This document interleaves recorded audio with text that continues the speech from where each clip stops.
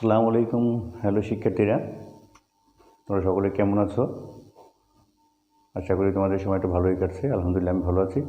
আজকে আমি তোমাদের সামনে হাজির হয়েছি নবম দশম শ্রেণীর পদার্থবিজ্ঞানের অত্যন্ত গুরুত্বপূর্ণ একটি টপিক নিয়ে। অর্থাৎ নবম দশম শ্রেণীর পদার্থবিজ্ঞানের চতুর্থ অধ্যায়ের যে কাজ, ক্ষমতা, শক্তি, সে অধ্যায়ের শক্তি অংশ নিয়ে আজকে আমি তোমাদের সামনে আলোচনা করব। তো আশা রাখি তোমরা আমার আলোচনাটি মনোযোগ সহকারে শুনবে। তো ধন্যবাদ শিক্ষার্থীরা। আজ আমরা আলোচনায় ফিরে যাই। শক্তি। প্রথমে আমরা জানবো আসলে শক্তি কী। তোমরা জানি বা তোমরা সকলেই জানো যে সে ছোটোবেলা থেকে শিখে এসেছে যে কাজ করার সামর্থ্যকে শক্তি বলে।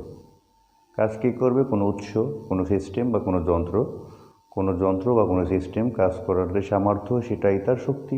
এখন সামর্থ্যটা কী? অর্থাৎ কোনো সিস্টেম যদি কাজ করতে পারে, কোনো ব্যক্তি যদি কাজ করতে পারে, তার শক্তি আছে। কাজ করতে না পারলে তার শক্তি নেই। অর্থাৎ কোনো সিস্টেমের বা কোনো উৎসের, কোনো ব্যক্তির এই কাজ করতে পারাটাই হলো শক্তি। তো সেক্ষেত্রে আশা করি তোমরা অবশ্যই শক্তিকে বুঝতে পেরেছো যে কোনো উৎসের কাজ করার সামর্থ্য মানে কাজ করতে পারাটাই হলো তার শক্তি। তো আমি গত ক্লাসে, আমাদের এর আগের ক্লাসে শক্তির বিভিন্ন রূপ নিয়ে আলোচনা করেছিলাম। তো আজকে আমরা সেই একটি রূপ নিয়ে আলোচনা করব। অর্থাৎ তোমার নবম দশম শ্রেণীর তোমাদের পাঠ্যসূচির অন্তর্ভুক্ত যে শক্তি, সেটা হলো যান্ত্রিক শক্তি। যখন শক্তির অনেকগুলো ভাগ ছিল আমাদের, শব্দ শক্তি, আলোক শক্তি, তাপ শক্তি, চুম্বক শক্তি, নিউক্লিয় শক্তি, সৌরশক্তি, এরকম অনেকগুলো ভাগ ছিল। সে ভাগের ভিতরে আমাদের যে আলোচনার একটা বিষয় হলো যান্ত্রিক শক্তি। অর্থাৎ কোনো যন্ত্র তার কাজ করার যে সামর্থ্য, সেটাই হলো তার যান্ত্রিক শক্তি। কোনো যন্ত্রের কাজ করতে পারাটাই তার যান্ত্রিক শক্তি। আমরা যদি একদম সহজ করে বলি যে কোনো যন্ত্রের কাজ করার সামর্থ্যই হলো তার যান্ত্রিক শক্তি। এই যান্ত্রিক শক্তিকে দুইভাবে ভাগ করা হয়, একটা গতিশক্তি, একটা বিভব শক্তি। গতিশক্তি এবং বিভব শক্তি। তাহলে গতিশক্তি কি? কোনো গতিশীল বস্তু তার গতির জন্য কাজ করার যে সামর্থ্য লাভ করে, কোনো গতিশীল বস্তু তার গতির জন্য কাজ করার যে সামর্থ্য লাভ করে, সেটি তার গতিশক্তি। তো মনে করো একটা গাড়ি চলছে, ঠিক আছে? তো গাড়িটা চলে সামনে যাচ্ছে ধীরে ধীরে। তো এই যে গাড়িটা চলমান একটা গাড়ি, অর্থাৎ গতিশীল একটি গাড়ি, এই গতিশীল গাড়ির যে কাজ, সেটাই গতিশক্তি।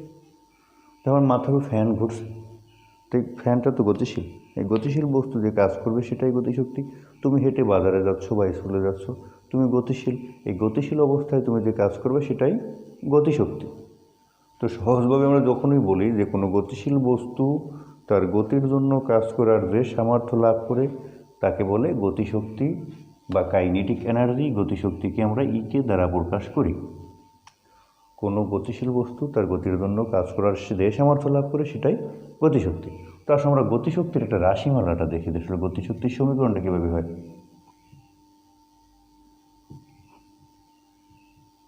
গতিশক্তি ইকে, ধরো মনে করো এম ভরের একটা বস্তু ইউ আদি বেগে চলছে। তুমি যদি এরকম ধরো যে এম ভরের একটি বস্তু ইউ আদি বেগে চলছে, টি সময় পর এর বেগ হলো ভি। তাহলে মনে করো শিক্ষার্থীরা, এম ভরের একটা বস্তু ইউ আদি বেগে চলছে। অর্থাৎ মনে করো এম ভরের একটি বস্তু এখানে ছিল, এর আদিবেগ ছিল ইউ, এর উপর বল প্রয়োগ করায় সে এখানে চলে এসেছে টি সময় পর, এখানে তার বেগ হলো ভি। এই কথা লেখা হয়েছে যে মনে করি এম ভরের একটি বস্তু ইউ আদিবেগে চলছে, টি সময় পর এর বেগ হলো ভি। অর্থাৎ এই যে বস্তুটির বেগ ভি হলো, মানে বস্তুটি গতিশীল হলো। এই গতিশীল হইতে বস্তুটি যে কাজ করছে, সেটাই তার গতিশক্তি। অর্থাৎ এই ভি বেগ প্রাপ্ত হতে কৃত কাজ বস্তুটির গতিশক্তি। তাহলে গতিশক্তিটা কি? ভি বেগ প্রাপ্ত হতে কৃত কাজই বস্তুটির গতিশক্তি। আমরা এভাবে লিখি যে এ বেগ প্রাপ্ত হতে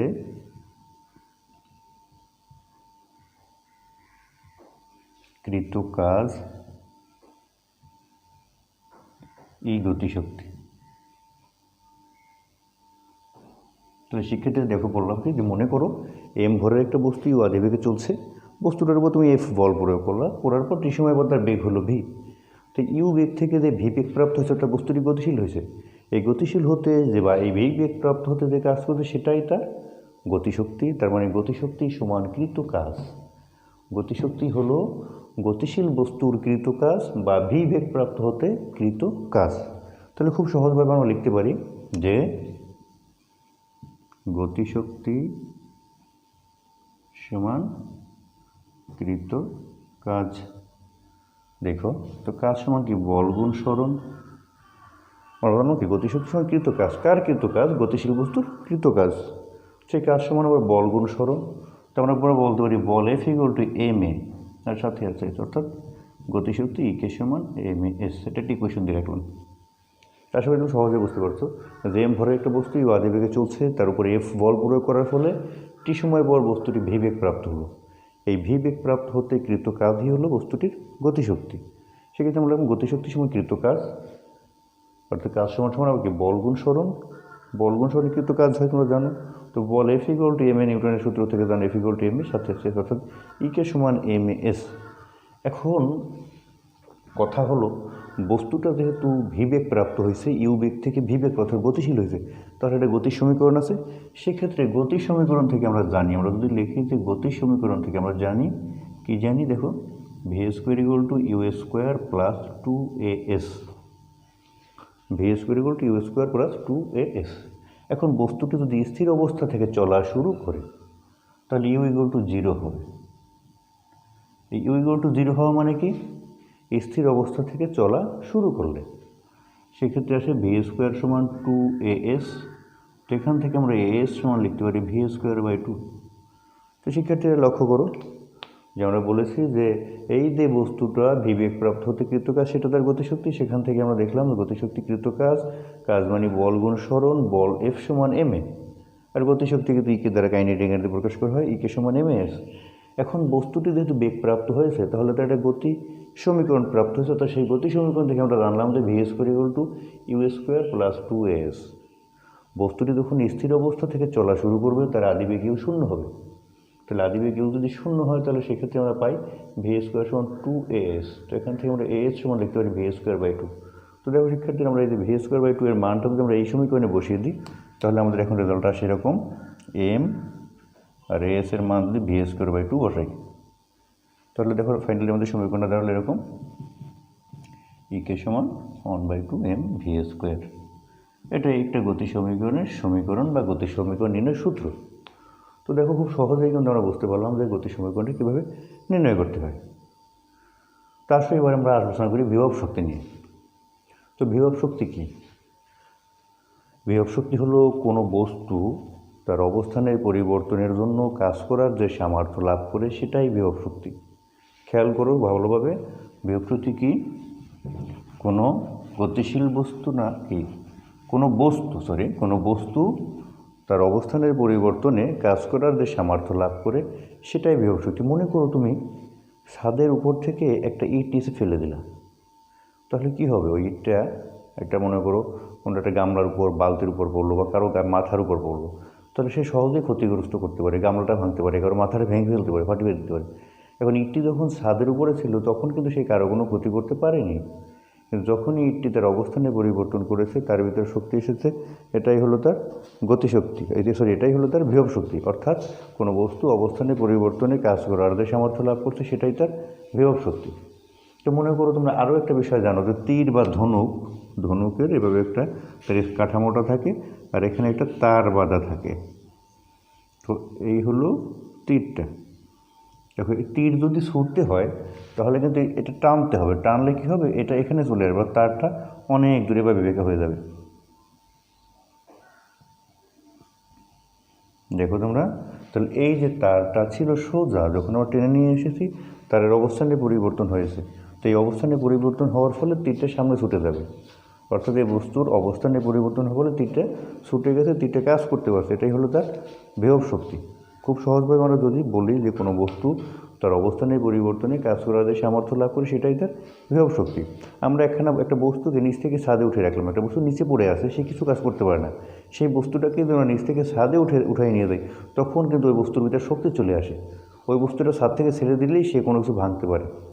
তো এইভাবেই অর্থাৎ কোনো বস্তুর অবস্থানে পরিবর্তন করলে কাজ করার যে সামর্থ্য লাভ করে সেটাই হলো বিভব শক্তি। মনে করো আমরা একটা স্প্রিংকে যদি আমরা ট্রেনে ছেড়ে দিতে শর্ট করে সে হাতে বাড়ি লাগে, এবার একটা রাবার আমরা এবার ট্রেনে ছেড়ে দিলে শর্ট করে সে আমার হাতে বাড়ি আঘাত করে। একটা রাবার প্রথমে যখন ইজিভাবে থাকে কিন্তু কোনো কাজ করছে না, কিন্তু যখনই রাবারটাকে টেনে বড় করে ছেড়ে দেওয়া হয়, অর্থাৎ তার অবস্থানে পরিবর্তন করা হয়, তার ভিতরে শক্তি চলে আসে, এটাই তার বিভব শক্তি। তো আসলে আমরা দেখি বিভব শক্তির রাশিমালাটি কীভাবে আমরা নির্ণয় করতে পারি। খুব সহজে আমরা হিসাব করতে পারি। মনে করো এই এম ভরের একটি বস্তুকে ধরে, এটা এ বিন্দু, এটা বি বিন্দু, এই এ থেকে বি বিন্দু এই উচ্চতায়, খেয়াল করো ভালোভাবে, মনে করো এম ভরের একটি বস্তুকে এ থেকে বি উচ্চতায় উঠানো হলো। এম ভরের একটি বস্তুকে এ থেকে বি উচ্চতায় উঠানো হলো। এই এ থেকে বি উচ্চতায় উঠাইতে যে কাজ করতেছে সেই কাজটাই হলো তার বিভব শক্তি। তাহলে বিভব শক্তি হলো কৃত কাজ। দেখো আমরা দেখেছিলাম আগের অধ্যায়ে, আগের টপিক্সে গতিশক্তিও কৃত কাজ। কীভাবে? গতিশীল বস্তুর জন্য কৃত কাজ হলো গতিশক্তি, আর একটা বস্তুর এক জায়গা থেকে আর এক জায়গায় সরাতে যে কাজ সেটাই হলো তার বিভব শক্তি। তাহলে দেখো এখানে আমরা লিখতে পারি যে বিভব শক্তি সমান কৃত কাজ। আমি কাজ লিখলাম কৃত। দেখো কোন ক্ষেত্রে? একটা বস্তুকে যখন আমি এ থেকে বিতে তুলব সেই ক্ষেত্রে আমার যে কাজটি করতে হবে সেই কাজটাই হলো বিভব শক্তি সমান। তোমরা জানি কাজ সমান কি? বল গুণ সরণ। আমি বল প্রয়োগ করলাম এফ, আর এখান থেকে বস্তু কতখানি সরালাম? এইচ পরিমাণ সরালাম, তাহলে সরণ হলো এইচ, এফ এইচ। তাহলে বিভব শক্তি সমান কৃত কাজ, কাজ সমান বল গুণ সরণ। আমি বল প্রয়োগ করলাম এফ, আর বস্তুটাকে সরালাম এইচ পরিমাণ, এফ এইচ। তো সেই ক্ষেত্রে তোমরা মনে হয় জিনিসটা খুব সহজে বুঝতে পেরেছো। তো নিউটনের দ্বিতীয় সূত্র থেকে আমরা একটা টপিক জানি যে এফ সমান এম এ, একটা সূত্র জানি এফ সমান এম এ।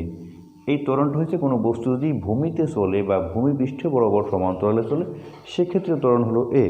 কিন্তু একটা বস্তুকে যদি আমরা নিচ থেকে উপরে তুলি বা উপর থেকে নিচে নামাই সেক্ষেত্রে যে ত্বরণটা হবে সেই ত্বরণটা হলো জি। তাহলে এক্ষেত্রে আমরা এফের এখানে লিখতে পারি এম জি এইচ। দেখো তাহলে এই যে কাজটুকুন করেছি আমরা, এই কাজটাই কার সমান? বিভব শক্তির সমান। আমরা বিভব শক্তিকে পটেনশিয়াল এনার্জি, এটাকে ইপি দ্বারা প্রকাশ করা হয়, তাহলে আমরা বলতে পারি ইপি সমান এম জি এইচ। এটা হলো বিভব শক্তির রাশিমালা। তো সেই ক্ষেত্রে একটু আগে আমরা শিখেছি যে গতিশক্তি ইকে সমান হাফ এম ভি স্কোয়ার, আর বিভব শক্তি ইপি সমান এম জি এইচ। তো তোমরা যদি এগুলো একটু বাসায় নিজেরা আরও একটু প্র্যাকটিস করে অনুসরণ করো, খুব সহজে এই বিষয়গুলো তোমাদের মাথায় চলে আসবে, খুব সহজে তোমরা আয়ত্ত করতে পারবা, এবং এই সূত্র থেকে অনেক গাণিতিক সমস্যার সমাধান তোমরা খুব সহজে করতে পারবা। তো তোমাদের সকলকে ধন্যবাদ আমার সাথে থাকার জন্য। আল্লাহ হাফেজ।